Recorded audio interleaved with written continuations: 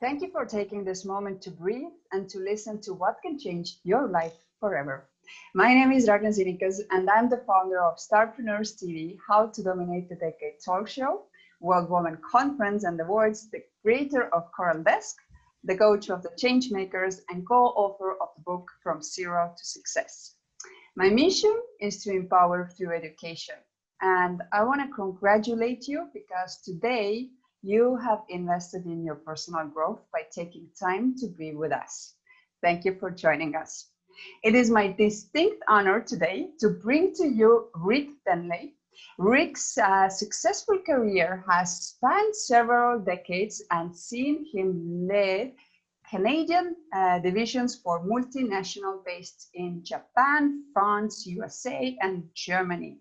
On stage, Rick combines a confident, engaging, at times humorous approach to sharing relevant content. So Rick is really, really good at storytelling, and he's also transformational growth expert and published author of a #1 bestseller, Reinvent Yourself. But without any further ado, ladies and gentlemen, help me to say hello to Rick. So Rick, who are you? What is your story? What is your passion and purpose in life? Wow, it's wonderful to be here. Thank you, Ragni, for having me on your show with your viewers. I'm very honored to be here, so thank you so much. You know, it's interesting you ask who I am. You mentioned my career background, 30 years in working in the corporate world, in sales and marketing, but most important, in leadership. And that's something I'll come back to in a moment. I'm also a father. I've got 2 great sons that are in their 20s right now, making their way through the world themselves and all the challenges and fun that it holds as well. And I'm an author, as you mentioned. I'm a speaker. But most importantly, really, I'm a leader. And I like to work with individuals and people to help them get to where they want to be. And that's what my passion has been for the last few years now. And that's what I really want to focus on. So when people say that there's their passion and there's their purpose, and then yet every single one of us have the uniqueness in us, which is the reason why people never sort of buy the product or service. People buy into you, no? What would you say? What distinguishes you in business and in your personal life? Well, you know, I would say one thing is really just a wealth of experiences in my personal life and my business life that I bring to light. And they can really relate. People in audiences and people that I coach and work with on a regular basis, we can somehow find a synergy between us. You know, a lot of people out there, they're working through a mess right now that they need to clean up. They may be focused on a mission or movement that they've created, and they need some assistance in getting there. I've had a lot of life experiences that have given me some insight which can help them.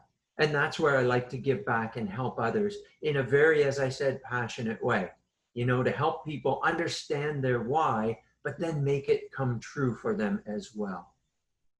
So let's now deep dive into what is your specialty. So what would you say, what are common challenges of growing and scaling a business to become an international player?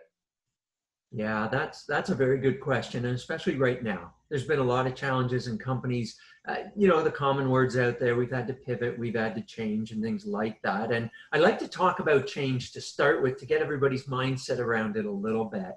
And I want to share with you that there's really only 2 types of change, isn't there? There's the type of change that we initiate. We decide that we're going to make a directional change ourselves and go this way. A lot of times that change seems to be easier because we decided to do it. We hold ourselves accountable for that. The other type of change that comes our way is the one that we didn't ask for, the one that we didn't anticipate, and a lot of times we don't want, just like COVID-19. But in either instance, what our viewers need to understand, and the people that I work with and coach, is that we have to not only accept that change, embrace that change, we have to lead it. We have to get out in front of it and lead that type of change, whatever it might be. So listen, when you look at how you're going to grow, whether it be yourself personally or an organization, You have to look at the areas that you specialize in and then stay extremely focused on those. Don't dilute them. Too often individuals or companies, they play in too many sandboxes instead of focusing on their own. That's very important that you do that. And you want to become either individually as a leader or your organization to be known as the expert in that particular area. You don't want to be known as a generalist. Generalists do not survive. Generalists are not at the top of their game. So be very specific in what you decide to do and strive to be the very best at it. That's a little bit of some sharing that I'd like to give. That's a beautiful answer. So, I think today, as we have mentioned, it's the time of a lot of uncertainty, but also a great opportunities. And I think never before we will have so many startups as we are we are seeing now. So how the startup entrepreneurs can really grow fast and also sustainably, so they can dominate in their marketplace? Yeah, great question, Ragni. You know, first I want to share with your viewers, it is a tough time. It's a tough time for everybody. And if you're feeling lost, confused because of the uncertainty of tomorrow, that's normal. We don't enjoy it, but it is normal. So don't be too hard on yourself to start with. The other thing that you mentioned is that it's a really great time because you have a super duper excuse. Not that you needed one, but you have one right now because changes come your way. Everything's a little different. Why not do whatever it is you've had rattling around in your head for ages, right? What is it that you want to become in yourself? What is it that you want to do? You know what it is. You've got a passion towards it. So now might be the time to take those strides forward to where you want to be, the person you want to be, and be doing what you want to be. Now, back to your question specifically, how do we do this going forward? Well, you know, the first thing is that you have to be sure that you're passionate about what you choose to do. You can't choose something that really, because it's challenging. And when you start up a business or you take a different direction, you have to have passionate to get through the barriers and the challenging times that you're going to have. The one thing that I would share with you on any type of startup is start where you stand. You know, don't wait and say, well, I'll wait till I have more money. I'll wait till there's a better time. You know, there's so many excuses you can have. Get rid of them all. There's nobody that I've spoken to that's gone on this journey that said, oh, I should have waited longer. What everybody says is I should have started 10 years ago. Well, now's your 10 years. Start where you stand. The tools, the support, everything you need will appear for you. Even if you don't have it all figured out right now, it's like getting to the top of a tall staircase. How do you do it?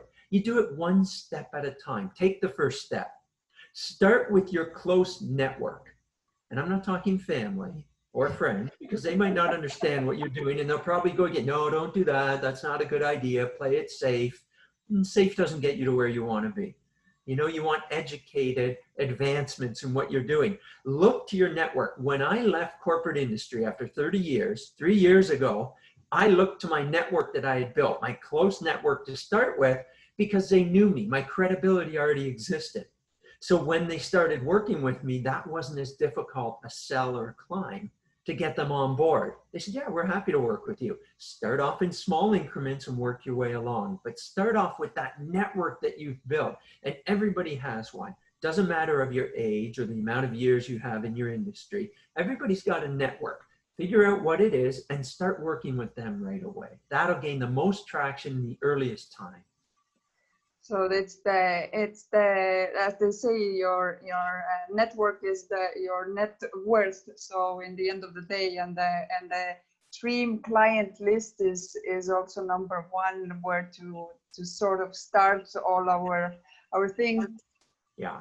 What is your intake on also, people say that and I think it's very applicable for women startups, that sometimes we are too much in love in our business ideas that we don't really see, or we don't ask the question that is there a need for it in the marketplace, or if what's your intake like in that sense, that if you have a great idea for the startup, but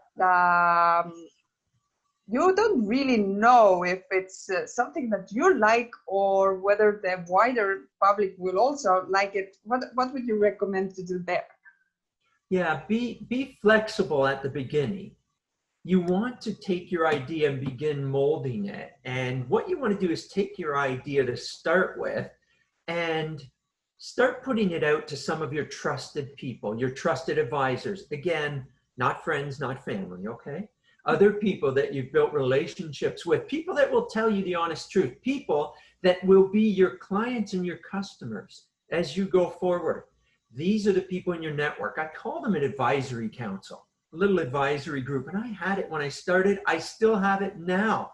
And when I needed to pivot and shift a lot of my business to online and create masterminds to keep my forums going because we couldn't meet in person anymore, I floated the ideas out to a couple of individuals that I knew would give me very real and candid feedback. It's a good idea, bad idea, here's why. So before I rolled it out, I tweaked it a bit. It's like an old beta test, right? Figure it out, mold it a little bit, get a draft done, and put it out to some people and ask them, and these people you really trust. Then you're building something. The other interesting part is, of course, you're building something that they've already bought into. So how can they battle it when you come to them and say, well, will you be part of it? Will you purchase it? Will you buy my services or my time? Of course they will, because they helped create it. So that's very important to test the waters a bit that way before complete rollouts. Just don't take too long to do it as well. You're not looking for something perfect. Remember that when we talk about a plan or a strategy, execution is key. If we had the best strategy and plan that took so long to put together, but it sits up on the shelf and gets dusty, that's no good. So put it together as best you can, get a bit of feedback from people that will be your potential targeted clients, and then get it going, get it rolling right away. Beautiful. So let's talk a little more about the growth principles. So what would you say, what are the growth principles that are sort of evergreen and applicable to any size of the company? Yeah, that's a good one. And it's a tough one as well when we look at growth principles. One thing I encourage people and organizations to do early on, and sometimes I've been working with them now because everything has changed and we're revisiting it, is make sure you understand your values first. And we go through a little value exercise because sometimes we can get off track. But if we come back to what our values are, it'll help keep us on track. Now, in the past, we've written these beautiful mission statements and vision statements, and we want to be the first or second best in the world at what we do, and they're pretty much all the same. They're on everybody's corporate wall. We've changed since then. Now what we look for are values. Get your values aligned, and if you have other people in the business and things, make sure that your values align with them. It'll save you a lot of time in processes, rules, regulations, and so on if you just work off the same values. Once you have the values, you can go forward to start gaining traction right away on your ideas and getting them out to the marketplace. So that really helps in early on growth. The other thing that I would mention to everybody is that make sure that when you come out with your product, your offering, whatever it might be, and a lot of people are renewing that now. They're changing it again so that it fits in with what clients are needing today. That's an exercise that never stops changing. Don't think that you've got the best mousetrap in the world and I'm just going to go and promote that and sell it for the next 10 years. The fast and nimble are eating the large and slow now. And that's what you need to remain on an ongoing basis. Fast and nimble, always changing, always updating. Yes, I couldn't agree more. The speed of implementation on whatever you do is the key, and especially in times like we are living now. But tell us a little more about your coaching program. What is it about? Well, that's a good question. And it varies because of my coaching. I help individuals as well as organizations, quite literally, punch through their growth ceiling. And to do that, we have to identify the areas that are holding them back, either as an individual or an organization. Then from there, the coaching comes into play. Now, coaching to me is really a tremendous amount of using your ears and your mouth in ratio. A lot of listening, asking the right questions, and then helping create a plan to get past whatever barriers are holding people back. And that happens in individuals and in organizations as well. So the coaching comes into play where we listen and ask the right questions, and then we draw on the very best tools in the industry, the latest tools, the best technology to support you. So again, even in my organization and myself with peak performance leadership, we have to stay up to date to know that information as well, so that now we're helping companies pivot and turn and move in a better direction. So that's where the coaching piece comes in. Listen, everybody needs a coach and a mentor, and that doesn't stop. We can't let our egos get in the way and say, well, I've been in business over 30 years now, I know it all, I don't need one.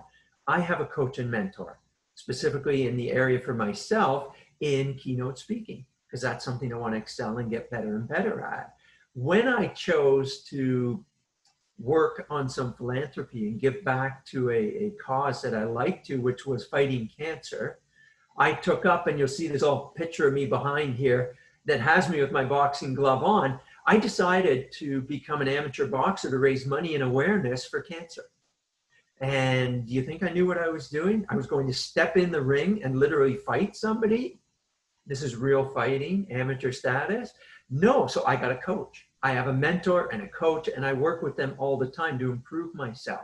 So that's where the coaching piece comes in. We all need somebody to help us who's been there, done it, so that we don't have the same barriers that they do. It's very important to set our ego aside and gain some coaching from people that can help you out.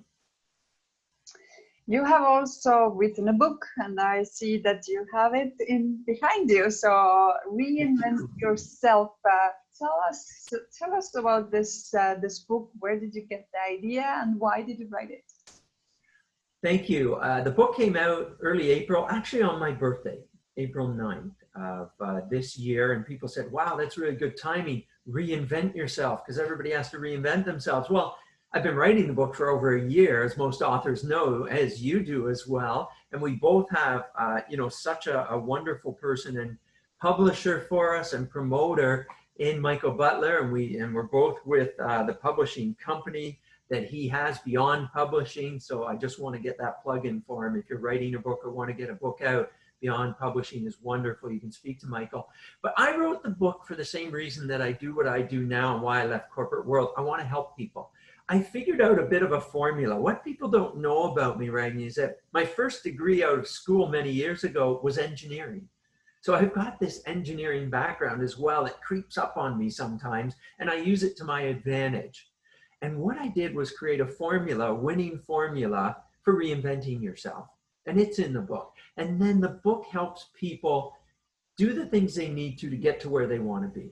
I mentioned earlier, whatever mess they're going through, whatever mission you're on or movement, the book helps you. It's a blueprint. You create a blueprint for success. Don't go it alone. The book has all sorts of great stories in it of myself, some humorous, some success stories, some failure stories. You don't get to where you're going without failure as well. Some humbling and fun stories. And I also have other contributors to the book.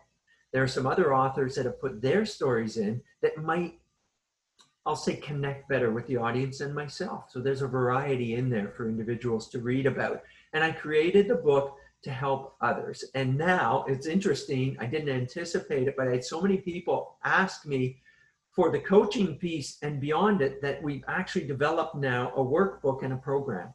So there's a Reinvent Yourself program online that your viewers can go to my website and get. And it even comes with some coaching from me as well. It has all the exercises from the book to help them get to where they want to be. You know, whatever they're passionate about, whatever idea they've had bouncing around in their head that they want to make come true, this should help them.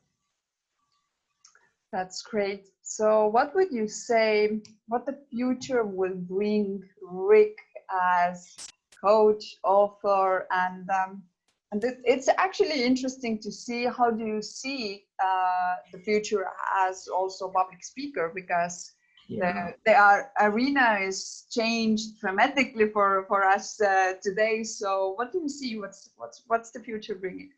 It has. You know, I still have my goals. I still want to be presenting to thousands of people, and I'll say on stages. Now, the interesting thing is, and I coach this as well with people, create your goals. Don't change your goals. Change how you get to them. And I've had to change mine a little bit now because I want to be a top speaker so that I can help influence as many people as possible. That's my goal. Now, it might be done a bit differently, at least for the next foreseeable future. It might be done virtual, but my goal remains the same. So once you create a goal, do not deviate from it. Yeah, you can take a break from it. You can take a rest. We talk about that in the book as well. Getting to your goal, you may need to take a rest, and that's okay. When I was training for these major fights, do you think I train the same every day, day in and day out? No, your body needs to rest and strengthen and think. Our brain clarifies things while we sleep. It's very important to rest on occasion. So keep your goals, keep your dreams, just how you get there. Be flexible. And mine, just to answer your question, is definitely to be on and in front of and positively impacting as many people as I can so that they can be the best that they want to be. Their organizations can grow and do what they want them to as well. So I want to thank you who you have taken the time to hear us. I hope that you had your pen and your notebook. I hope you already made some notes. If you didn't, go back to this video and do it. Why? You will figure out in a few minutes. I will tell the why in very end. So Rick, there's going to be most probably some questions, and you who you are watching, you can leave those questions below this video, and once the video is premiered, we will take a close look at them, and none of the questions will stay without answer. But Rick, what would be your 3 recommendations how to dominate the decade? Well, I'll share this with your viewers to start with. Remember that you're braver than you believe, stronger than you seem, and smarter than you think. Now, given those 3 things, you need to remain fearless. Now, we'll have to address that fear, but we can. Remain fearless, remain very focused on what your goal is. That's very important. And remember to have grit. And grit is made up of being passionate and persistent. So if you're passionate, persistent, fearless, and focused, you'll get to whatever goal you're after. So if someone wants to follow you, if someone wants to contact you, how they can do so? That would be wonderful. Thank you. I love hearing from new people and learning from them and listening to them as well. You can reach out at www.rickdenley.com. and you can connect with me there. You can follow me on social media, LinkedIn, it's my name as well, and on Instagram, Denley Rick. I'm happy to connect however your viewers would like to. So Rick, for the people that are watching, what would be the message that you want them to take out of this interview? Whatever idea you've had in your head, and I know you've had it there for a while, it's been rattling around in there.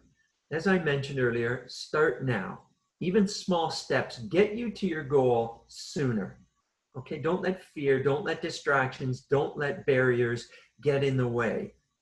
Get very clear on what it is you want to do, begin communicating it, write it down, and get started.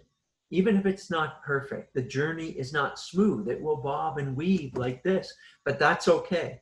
Get started now, not tomorrow, not the next day, because last time I checked, Ragni, someday is not a day on our calendar. So get started now, today. Well, Rick just stole my script. Officially, that was the part when I said that you need the pen and paper. Why? Because it's not just only writing them down, but also taking action on everything that you wrote down today. Taking action, great, I agree. So if you didn't do it, so go back to the video, write down the ideas that come up, write down the emotions that surface. Maybe it's fear, maybe it's joy, maybe it's something that, oh my God, how did I forget this? Yeah. So, but also take action on them. So when you take action on them, you become the hero of your life because you're able to change it and you don't have any fear. You don't have any excuse anymore. why not to do it? So become the hero of your life. But you can become also the hero of someone else's life. How? By sharing this video. Because we never know when there is a person that has, as Rick said, for sure everyone has this idea which we have been postponing and we haven't taken action. And today, maybe you have lost your business, maybe you have lost your job, maybe you are in a circumstances that you think that there's no way out. Yeah. So we invite you to go through everything that you feel that you need to take action on and become the hero of your own life and share it so you can become the hero of someone else's life. Rick, I want to thank you for joining me and the audience today. Absolutely Mine. Thank you so much for having me on. incredible insight, incredible golden nuggets which were shared. And I'm pretty sure that we will, one, see very soon again. And Yes. two, I hope that I will share the stage very soon with you in some place. So thank you I'm very sure much we will. for That would joining be us. so wonderful. Thank you. And you, who you're watching, I will see you in the next episodes. So take action and take control over your life. Thank you very much for joining me.